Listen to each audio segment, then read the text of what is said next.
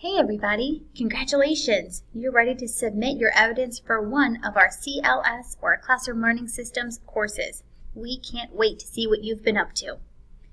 You may use this exact same process for submitting your evidence for any or all of our 3 CLS courses, including Setting Direction, PDSA and Engaging Key Partners, and Data Systems.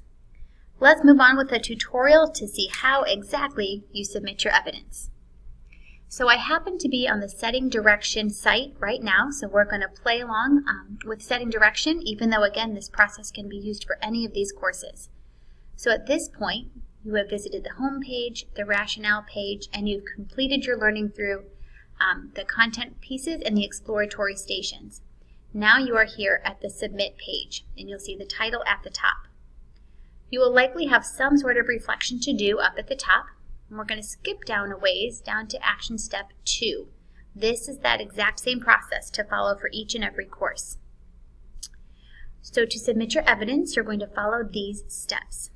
First and foremost, click on the course rubric, and if you scroll down just a little bit more, you'll see 2 buttons. If you're watching this video, you've already found the first one. The CLS rubric is this button below. When you click on it, it says you will be forced to make a copy, and it will now become your individual rubric, and it will automatically save to your SSD Google Drive, not a partner district Google Drive, only your SSD Google. Please name your rubric in this format. All right, so let's go ahead and do this step. We're going to click on the rubric, and it's going to ask me if I would like to make a copy, and I'm going to click that button because I do.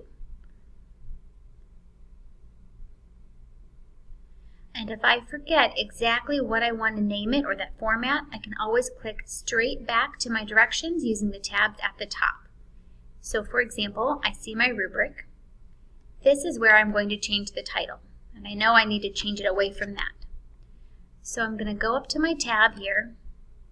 I'm going to see again to go with my last name, then my first name, CLS, and the name of your course. We're going with Setting Direction, Submission. So let's go back to my rubric, and let's put last name, first name, CLS, Setting, Direction, Submission. Here we go. I now have it named. Step 1, I think, is done. Let's double check. All right, looks like we're ready for step 2. In the right-hand column, insert a link to the evidence you would like to submit for each objective. You may use the same link for multiple objectives as long as your evidence meets the criteria. Evidence can include a link to some picture evidence, a video, or even a written description of how we've chosen to implement this work in the classroom. Got to make sure the data is there. All right, so if I go back to my rubric, I see the right-hand column right here, and right now it is empty. There are, if I look at my learning objectives, 1, 2, and there should be a third on the second page. There it is. And I'm pretty confident that the evidence I'm submitting is all in one form. It's right up here. I had it open in my Google already, in my Google Drive. So while it's pulling up, I'm pretty confident that what we will see on the screen covers all of our bases. There it is. All right, so I am going to highlight this link, right-click, and I'm going to get that option to copy. So I'm going to copy that link, and I'm going to go back over to my rubric. And because I feel like this evidence does talk about a long-term goal aligned to the Missouri Learning Standards, that link will work. In that same piece of evidence, which I'm going to go ahead and copy and paste it in here as well, I'm confident that this is going to show my engagement of my students and my key partners in those learning requirements and in setting goals and reporting progress. So I'm going to have some data in there, and I'm confident that my sample has that as well.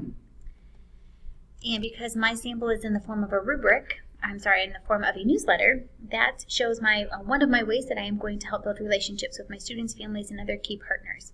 So the newsletter was one of the specific tasks I learned about in this course, and I'm demonstrating that here. If I have separate pieces of evidence, I can put in separate links as well. But otherwise, there they are. So I can go back to my directions now and make sure that I've done everything in step 2, which I have. Step 3, very important. It's time to share the rubric with the CLS design team, which includes these 4 people. Make sure to allow editing to your form. And I will show you how to do that in this video right now. So now that I'm on my rubric, my links are in. I'm going to scroll back up to the top. And here is my share button in blue. So when I click my share button, it's going to pull up some options and I will be able to type in the names of the people I'd like to share this with. So I know I need Mary Lowe, and there we go, and Jamie Wilmus, and Jennifer Paris, there she is, and Danielle Fox. And again, if I forget any of those people, I can go back to my course right up here and it will tell me their names again. And then it mentioned editing rights. So if you look here to the right, you see this little pencil. That means that these people have a right to edit the file. If for any reason you don't see a pencil, you can click that arrow and make sure you hit Can Edit. You'll have that pencil right there. And when that's there, you can click Send.